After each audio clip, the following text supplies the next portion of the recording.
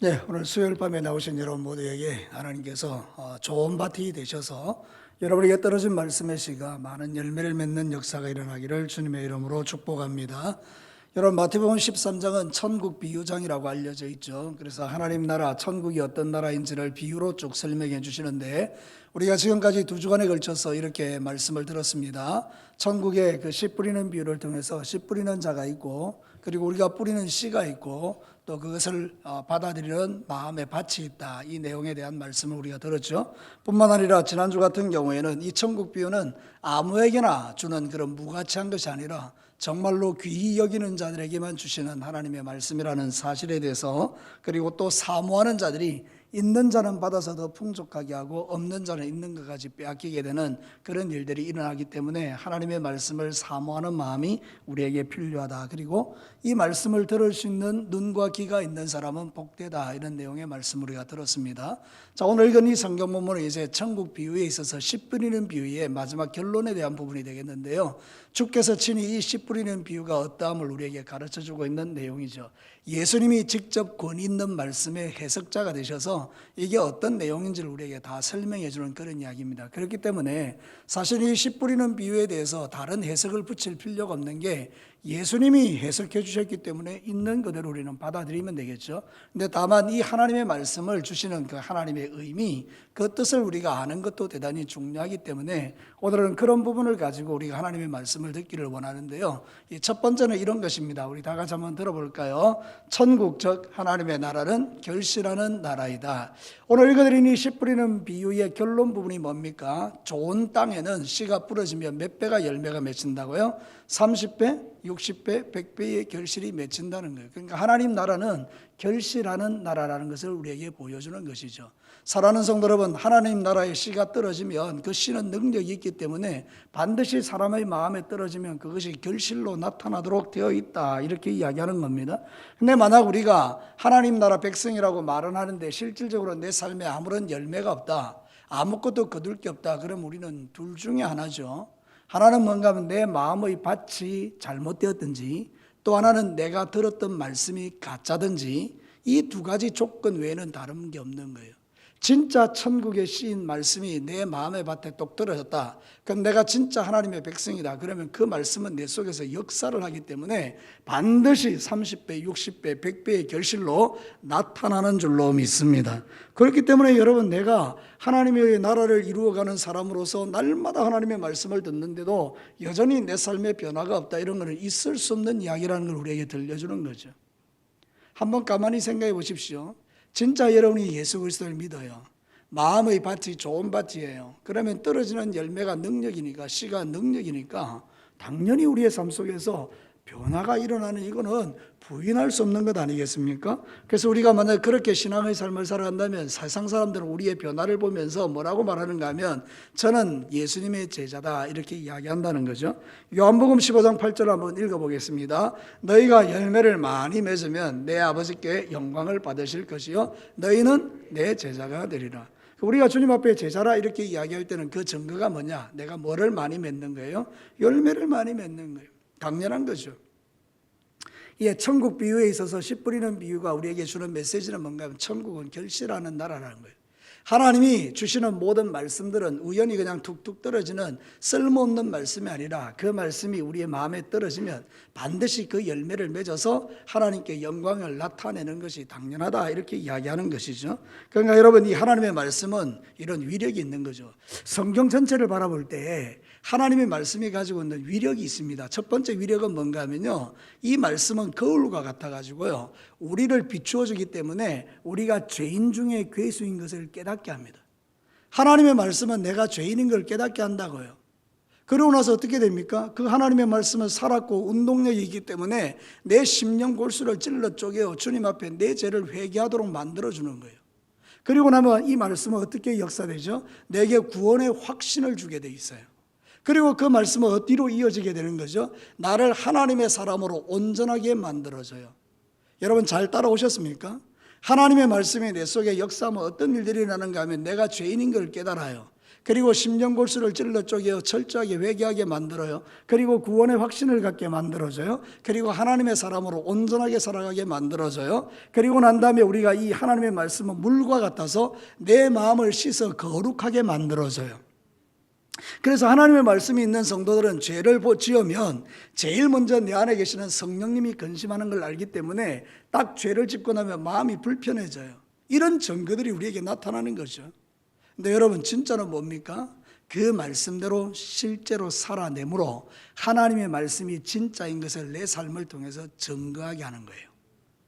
여러분들이 예수를 믿기 이전에는 형편없는 인생이었더라도 예수를 딱 믿고 진짜 예수님이 내 속에 들어오면 내 삶에 이런 엄청난 은혜들이 막 일어나면서 내 삶을 통해서 살아계신 하나님이 나타나게 되는 거죠.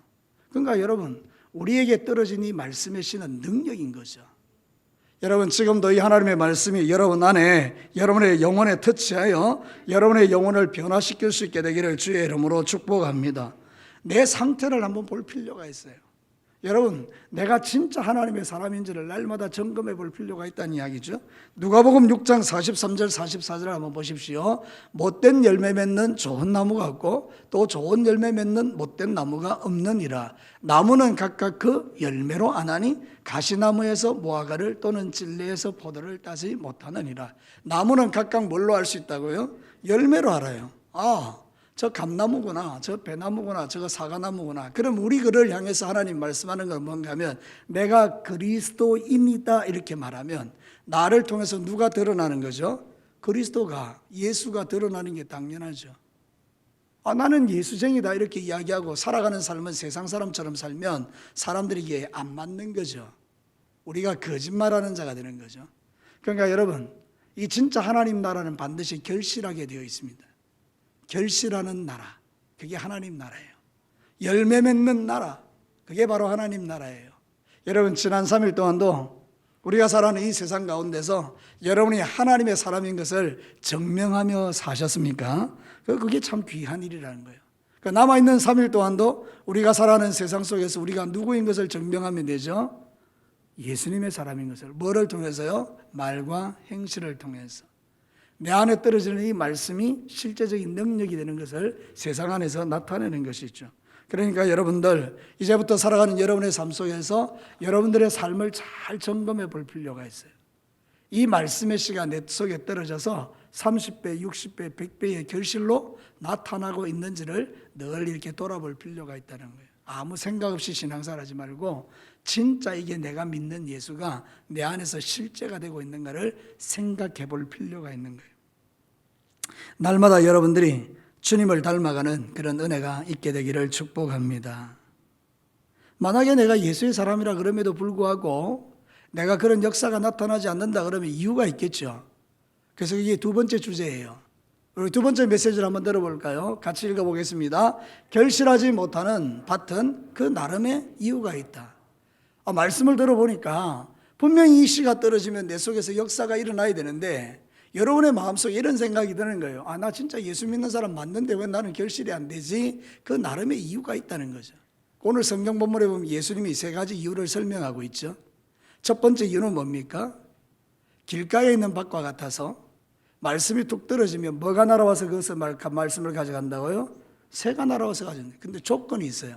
말씀을 듣고 깨닫지 못하는 자. 이 이야기를 지금 하는 거예요. 여러분이 지금 하나님의 말씀을 듣고 있는데 그 하나님의 말씀이 뭐가 뭔지 잘 모르면 새가 날아와서 그 말씀을 그냥 가져가 버린다는 거예요. 그러니까 씨가 날아가 버렸으니까 뭐 열매 맺을 길이 있나요? 두 번째는 뭐죠? 돌밭이라는 거죠. 말씀을 들었어요. 아멘. 그리고 이제 집에 갔는데 여러분 집에 가보니까 이게 뭐 이 환란이 온 거예요. 시험이 온 거예요.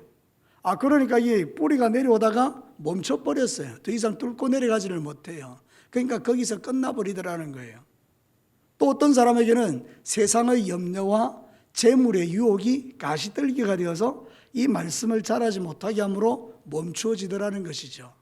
자, 그러면 우리가 우리 자신을 한번 생각해 보는 거죠. 여러분, 날마다 여러분의 마음을 살피라 그랬죠. 살펴보니까 내가 길가 같아요. 아니면 내가 여러분 돌밭 같아요. 아니면 내가 가시밭 같아요. 그러니까 열매가 안 나타나는 거잖아요. 그죠? 이유는 거기 있다는 거죠. 여러분이 분명히 예수의 사람들이에요. 여러분이 분명히 하나님의 말씀의 능력도 알아요. 근데 내 삶 속에서 아무런 능력도 없고 아무런 변화도 일어나지 않는다. 그러면 이 세 가지 이유밖에 더 있겠어요? 아예 예수를 안 믿으면 그건 제쳐놓고요. 여러분이 진짜 예수 그리스도를 나의 구주로 영접했는데도 이 말씀을 들으면서 왠지 마음이 좀 불편해지고, 아, 나 진짜 예수의 사람인데 왜 내게는 열매가 없는가 생각해 보니까 이 세 가지더라는 거예요. 길 가든지 돌밭이든지 아니면 가시밭이든지 그 세 가지 아니겠어요, 그죠? 일단 열매를 못 맺으니까 좋은 밭은 아닐 테고, 이 세 가지를 우리에게 이야기하는 겁니다. 사랑하는 성도들, 우리는 하나님이 주시는 은혜를 가지고 열매를 맺는 자들이 되어야 될 줄로 믿습니다. 그렇게 못한다 그러면 참 안타까운 일이죠. 히브리서 6장 7절과 8절에 보면 이렇게 말합니다. 같이 읽어볼까요? 지난번에도 한번 읽어보셨는데요. 땅이 그 위에 자주 내리는 비를 흡수하여 밭 가는 자들이 쓰기에 합당한 채소를 내면 하나님께 복을 받고, 만일 가시와 엉겅퀴를 내면 버림을 당하고 저주함에 가까워 그 마지막은 불사름이 되리라. 생각해 보면 이게 쉬운 말씀은 아니죠. 진짜 우리에게 하나님이 은혜를 막 주시는데 그 은혜를 가지고 좋은 채소를 내야 되는데 가시와 엉겅퀴를 낸다 그러면 그건 정말 위험한 거죠. 그게 경고하는 거예요. 그러니까 여러분들 오늘 이 말씀을 들으면서 여러분의 마음의 밭을 한번 잘 점검해 보시고, 내가 도대체 어떤 마음의 밭을 가지고 살아가는가 이거 한번 생각해 보자는 거예요. 오늘 예수님이 주신 말씀들을 다시 한번 우리 점검해 보도록 하겠습니다. 여러분 19절 말씀을 같이 한번 읽어볼까요? 아무나 천국 말씀을 듣고 깨닫지 못할 때는 악한 자가 와서 그 마음에 뿌려진 것을 빼앗나니 이는 곧 길가에 뿌려진 자요. 명확하죠. 여러분 하나님의 말씀을 다 듣는 건 아닙니다. 제가 이제 목회자로서 여러분의 삶을 쭉 돌아볼 때가 있거든요. 어떤 사람은 그냥 말씀을 들어도요, 한 귀로 듣고 한 귀로 흘려버리죠. 무슨 말인지 잘 모르겠다는 거죠. 그러니까 이게 바로 길가에 뿌려진 사람들이라는 거예요. 그러니까 마귀가 그렇게 한다는 거죠. 여러분에게 와서 말씀을 들을 때 여러분을 빼앗아 가는 거죠. 그러니까 어떤 분은요, 말씀 들을 때 자꾸 주무시는 분들 있잖아요, 그죠? 그러니까 여러분 육체가 피곤해서 주무신다라고 생각할 수도 있지만 한 번 더 생각해 보면 여러분이 길가와 같은 밭일 가능성이 상당히 높아요. 원수 마귀가요, 그 피곤함을 통해서 여러분의 영혼에 역사하고 그 말씀이 여러분에게 역사되지 못하도록 방해하고 있다고 생각하면 이 시간에 우리가 정말 좀 그런 것들에 대해서 영적 경각심을 좀 가져야 돼요. 제가 왜 그런 이야기를 하는가 하면 주무시는 분은 늘 주무시니까 그래요. 아, 이게 한 번 정도 주무시면 아, 이거는 저분이 정말 피곤해서 그랬겠구나 이렇게 생각할 수 있는데, 위에서 제가 보면 다 보이거든요. 하나님도 보시겠죠. 늘 이렇게 늘 주무시면 그거는 여러분이 문제가 있는 거예요. 피곤함이 아니고. 한번 영적으로 한번 생각해 보십시오. 이 밭이 길가라는 거예요, 길가. 그러니까 시간이 지나가도 내 삶에 변화가 일어나지 않는 건 당연하죠. 왜? 말씀이 와서 이게 뿌리를 내려야 되는데 새가 와서, 악한 게 와서, 마귀가 와서 여러분에게 있는 말씀들을 다 가져가 버렸으니까 여러분들이 열매 맺을 것이 없잖아요, 그죠? 이게 당연한 거죠. 그러니까 여러분, 어쨌든지 하나님 앞에서 믿음 생활할 때는 정신을 똑바로 차리고, 집사님 기도한 것처럼 정신 똑바로 차리고 그렇게 예수를 믿어야 될 줄로 믿습니다. 특별히 하나님 말씀을 들을 때는 더욱더 집중해서 하나님 말씀을 들어야 그 말씀이 내 삶을 바꾸고 변화시키지 않겠어요, 그죠? 자, 그 다음 두 번째 거를 한번 볼까요? 20절, 21절 함께 같이 읽어보겠습니다. 돌밭에 뿌려졌다는 것은 말씀을 듣고 즉시 기쁨으로 받되 그 속에 뿌리가 없어 잠시 견디다가 말씀으로 말미암아 환난이나 박해가 일어날 때는 곧 넘어지는. 예수님이 해석한 거니까 여기 뭐 덧붙일 건 없죠. 여기 제일 정확한 해석이니까. 돌밭은 뭐예요? 아, 말씀을 듣긴 들었어요. 와, 그 말씀 진짜 좋다. 아, 그리고 이제 집에 갔는데 남편이 핍박하고 자식이 핍박하고 어려움이 오고 이러면 어떻게 되죠? 중단해 버리는 거예요. 특별히 여러분들 정도 되는 분들은 그런 일들이 거의 없다라고 생각하는데요. 제가 초신자들이 보니까 그런 위험성이 있더라고요. 처음 교회 왔어요. 너무 좋은 거예요. 그래서 막 스스로도 좋아하세요.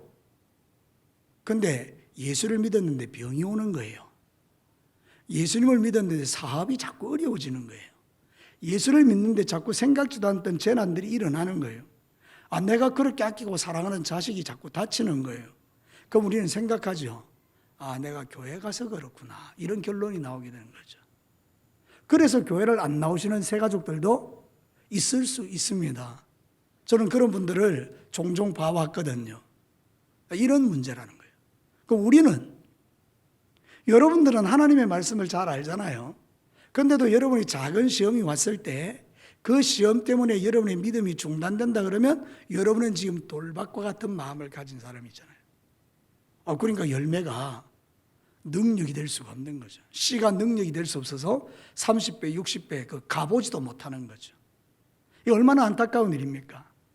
주께서 저와 여러분들에게 씨를 주셔서 30배, 60배, 100배의 결실을 내면서 살기를 원하시는데 내 마음이 돌박 같아서 작은 시험에 넘어져 있으면 결실을 못하니까.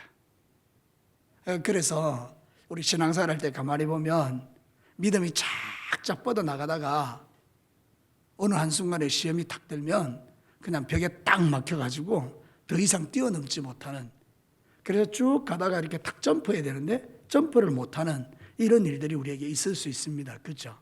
그러니까 여러분들 신앙생활 할 때 내 마음을 한번 살펴보자고요. 왜 씨가 열매가 안 나타나는가? 이유가 있죠. 이유가. 돌밭이라는 거죠. 자, 세 번째 거 한번 볼까요? 22절 같이 읽어보겠습니다. 가시떨기에 뿌려졌다는 것은 말씀을 들으나 세상의 염려와 재물의 유혹에 말씀이 막혀 결실하지 못한다. 가시떨기는 딱 두 가지네요. 하나는 뭐죠? 세상의 염려. 또 하나는요, 재물의 유혹. 염려와 돈 때문에 믿음이 자라지 못한다는 거예요. 그게 사실 그렇죠. 하나님의 말씀을 딱 들으면 마음에 평화가 오고 기쁨이 오고 즐거움이 오고 능력이 생기고 막 뭔가를 해야 할 것 같은데 이 원수마귀가 염려를 탁 주면 그 염려가 나를 완전히 사로잡아 버리죠. 이게 과학적으로 실제 맞는지는 모르겠어요. 예전에 읽었던 책 가운데 그런 게 있거든요. 우리 진교 땅을 덮는 안개 있죠. 안개. 그 안개가 이 진교를 가득 덮으면 앞에 보입니까? 안 보입니까? 잘 안 보이죠. 근데 그 안개를 다 모아서 물로 만들면 요 한 컵밖에 안 된다는 거예요. 놀랍지 않습니까? 진교지역 전체를 덮은 그 안개를 쫙 짜서 물로 만들면 요것밖에 안 된다는 거예요. 그 무슨 이야기인가 하면 염려가 그렇다는 거예요. 실제로 염려는 별것 아닌데 그 염려가 내 머리부터 발끝까지를 다 덮어버리면 그게 엄청난 사건으로 내게 다가온다는 거예요. 사랑하는 성도 여러분, 그런 경험들을 할 때가 있죠. 지나놓고 보면 아무것도 아닌데 그때는 그게 나를 죽일 것 같은 그런 느낌이 드는 거 있잖아요. 그래서 이 세상의 염려들이 바로 그런 거예요. 가시던 불이 돼서 말씀이 못 자라나게 막더라는 거죠. 재물은 어떻습니까? 요즘 이 시대는 돈 때문에 예수 못 믿는 사람도 많습니다. 여러분 11조, 감사, 돈 막 이렇게 이야기하면 마음이 되게 기쁜 분들이 있어요. 왜냐하면 그것이 나에게 주는 하나님의 축복인 것을 삶의 체험으로 깨닫는 사람들에게는 이게 정말 귀한 거잖아요. 그런데 여러분 어떤 분들에게 그게 되게 어려운 문제로 와닿아요. 이 교회가 나한테 돈 달라는구나. 전혀 그런 거 아닌데, 그죠? 그게 바로 이런 거예요. 돈이 우리를 하나님에게서 멀어지게 만드는 거예요. 지금 마지막 시대는 더욱더 그렇죠. 돈 때문에 사람들이 하나님을 가까이 하지 못하는 경우들이 많이 있잖아요. 그러니까 이런 것들도 다 가시덤불과 같은 것들이죠. 자, 우리는 신앙사를 막 복잡하게 생각할 것 없이 아주 간단하게 한번 생각해 보십시다. 말씀의 씨가 떨어졌어요. 마귀가 와가지고 그거를 집어 먹어버렸어요. 그런 일들이 실제로 우리에게 일어나고 있으니까. 그러면 열매 없는 거죠. 이 돌밭과 같아서 시험 좀 당하면 거기서 멈춰버리고 점프가 안 되니까 열매가 없는 거죠.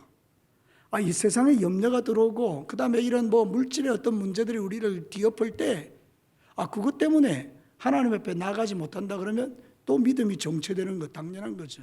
그러니까 성경에는 우리에게 그렇게 말하는 거예요. 마귀에게 속지 말라는 거예요.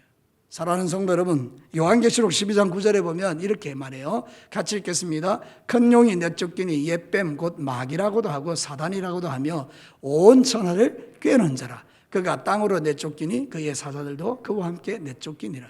하늘에서 영적 전쟁이 있어서 이 큰 용 마귀가 이 하나님의 군대하고 부딪혀서 이제 패배를 하고 땅으로 쫓겨내려오죠. 근데 이 정체를 뭐라고 이야기하는 거면 이렇게 말하는 거예요. 온 천하를 뭐하는 자라? 꿰는 자라. 꿰다는 말이 뭐죠? 속이는 자, 거짓말하는 자, 거짓의 아비. 그러니까 여러분 우리를 자꾸 속여서 하나님 앞에 가까이 가지 못하도록 만든다는 거죠. 뭘 통해서요? 여러분의 염려를 통해서, 재물의 유혹을 통해서, 시험과 환난과 핍박을 통해서 원수 마귀가 우리를 자꾸 이렇게 속인다, 꿰는 거예요. 그러니까 여러분, 마귀에게 속지 않게 되기를 축복합니다. 여러분들이 신앙생활 할 때 핑계와 이유가 다 있죠. 저도 있고 여러분도 있죠. 기도하지 못하는 이유, 새벽을 깨우지 못하는 이유, 수요 예배 오지 못하는 이유 다 있죠.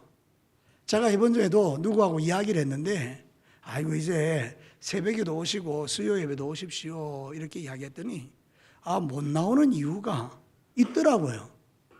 내가 들어보니까 그건 이유가 안 되는 거예요. 그 이유가 있어요. 다 이유가 있죠. 근데 그 이유 가지고는 절대로 열매를 못 맺습니다. 그 이유를 뛰어넘어야 열매가 나타나는 거예요. 여러분 앞에 원수 마귀가 가져놓은 바리케이트를 뛰어넘을 수 있기를 주의 이름으로 축복합니다. 마귀가 갖다 놓는 바리케이트를 뛰어넘지 못하면 넘어지고 자빠지고 그러다가 끝나는 거죠. 우리 그렇게 살기에는 너무 짧은 인생이고 또 하나님이 주신 은혜가 너무 크기 때문에 우리는 결코 그런 어떤 원수 마귀가 주는 시험들이나 사단이 놓는 바리케이트에 자빠지는 것은 우리가 큰 손해를 보는 것이라는 것을 깨달아야 됩니다. 여러분, 결실하지 못하는 밭은 다 나름의 이유가 있지만 그 이유가 내 믿음을 정체시키고 하나님의 축복을 받지 못하게 하는 것이라면 우리는 그것을 좀 뛰어넘을 필요는 있죠. 자, 마지막 세 번째가 중요합니다. 같이 한번 볼까요? 같이 읽겠습니다. 결실하는 밭을 위하여 밭을 갈아엎는 작업이 필요하다. 너무나 귀한 것이죠. 오늘 성경 본문에서 유일하게 결실하는 밭은 무슨 밭이라죠? 좋은 밭. 자, 성경 한번 볼까요? 23절 같이 한번 읽어보겠습니다. 좋은 땅에 뿌려졌다는 것은 말씀을 듣고 깨닫는 자니 결실하여 어떤 것은 100배, 어떤 것은 60배, 어떤 것은 30배가 되는 일이라. 그 말씀들이 30배, 60배, 100배의 결실로 우리에게 나타나는 게 당연한데 말씀을 듣고 깨닫는 게 좋은 땅이라 그러잖아요. 이 좋다라는 말이 뭔가 하면 칼로스라 그러는데요. 이 칼로스라는 게 뭔가 하면 건강하다, 적합하다, 유용하다, 쓸모있다 이런 거예요.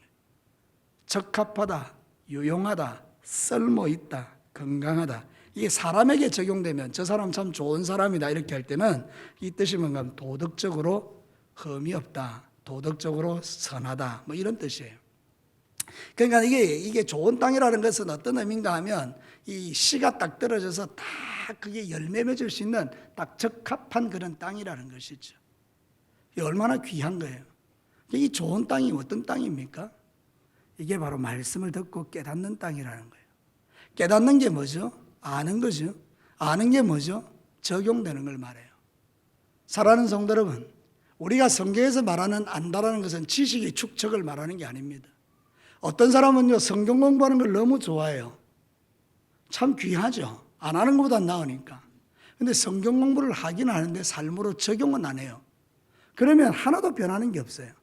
그런데요, 여러분들이 말씀을 듣고 적용하기 시작하면 여러분의 삶이 풍성해집니다. 진짜 넓어집니다. 말씀을 적용만 해도요, 엄청난 역사가 일어나는 거죠. 그러니까 말씀을 적용하려고 그러니까 내 밭이 지금 길 까고 돌밭이고 그리고 가시덤불이 가득하면 그대로 방치해둬야 됩니까? 자, 여러분, 우리는 이제 이 농촌에 있으니까 저 밭을 한번 봅시다. 저 밭이 막 숲풀로 무성하고 막 잡초로 가득하면 거기다 뭔가를 심어야 될 때 제일 먼저 해야 되는 작업이 뭡니까? 어떻게 알았어요? 갈아엎어야 되죠. 아니, 밭을 먼저 갈아엎어야 거기에 물 뿌릴 거 아닙니까? 그죠? 그래서 이제 우리에게 가장 필요한 게 뭔가 바로 그거예요. 내가 이제 밭을 상태를 보니까 난 길가 같구나, 내가 돌밭 같구나, 내가 이 가시덤불 같구나, 그런 그게 딱 오죠. 느낌이 오면 그때부터 내가 해야 될 작업이 있는데 그게 뭐죠? 기경하는 거예요. 자, 성경에 보니까 호세아 10장 12절 우리 같이 읽겠습니다. 너희가 자기를 위하여 공의를 심고 인애를 거두라. 너희 묵은 땅을 기경하라. 지금이 곧 여호와를 찾을 때니 마침내 여호와께서 오사 공의를 빛처럼 너희에게 내리시리라. 자, 묵은 땅을 기경하라, 갈아엎으라 그러죠. 그리고 뭐라 합니까? 바로 옆에 지금이 곧 여호와를 찾을 때로. 여러분, 내 밭을 갈아엎을 수 있는 능력이 나에게 있습니까? 하나님에게 있습니까? 그럼 하나님은 어떻게 해야 돼요? 찾으라는 거예요. 찾으라는 거예요. 하나님, 나 좀 갈아엎어 주세요. 내 심령을 좀 뒤엎어 주세요. 내가 봐도 내가 답답한데 하나님, 나 좀 바꾸어 주세요. 주님을 찾아서 계속해서 주님을 찾고 찾으면 주님이 오셔서 내 마음을 터치하고 만져주면 내 삶 속에서 역사가 일어날 거 아닙니까? 그래서 여러분들이 신앙생활 할 때 진짜 중요한 건 뭔가 하면 여러분의 몸이 좀 움직여야 돼요. 여러분의 삶의 자리가 좀 움직여져야 된다고요. 오늘 수요일 같은 경우 이 자리에 와 있는 거 여러분이 지금 몸으로 온 거 아니에요, 그죠? 몸으로 와 있으니까 말씀을 듣는 거죠. 마찬가지입니다.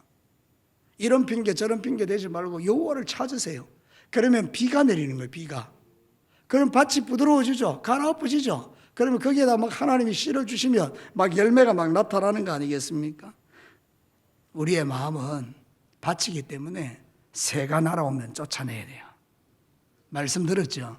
새가 날아오면 쫓아내야 돼요. 새는 뭐라 그랬죠? 마귀라 그랬죠? 말씀을 집어먹기 위해서 오는 그 마귀를 좀 쫓아내야 돼요.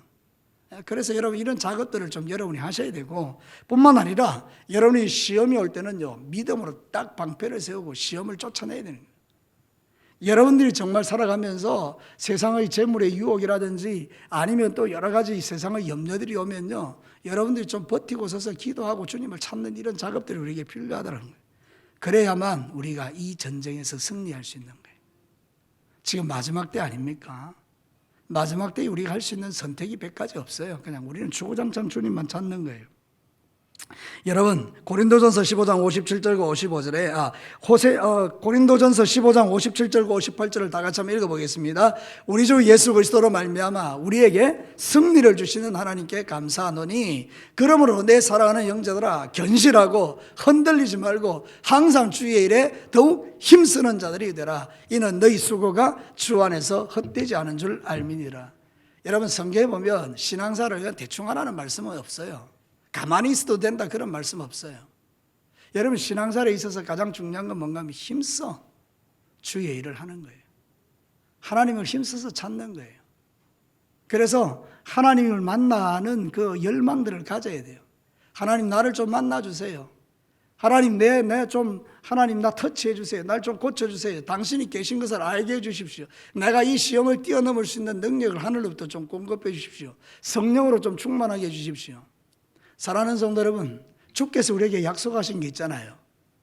이스라엘 유대인들에게 특별히 이제 베드로라든지 제자들에게 말한 게 이거잖아요. 내가 이제 올라갈 텐데 너희들은 그 지정된 장소에 가서 주의 성령이 임하기까지 거기서 있으라. 그랬을 때 그 사람들이 거기서 가만히 있지는 않았잖아요. 여러분 마가의 다락방에서 120명이 거기서 뭐 했다 그랬대요, 성경이? 간절히 뭐 기도한 거예요, 거기서? 성령님이 오시더라고요.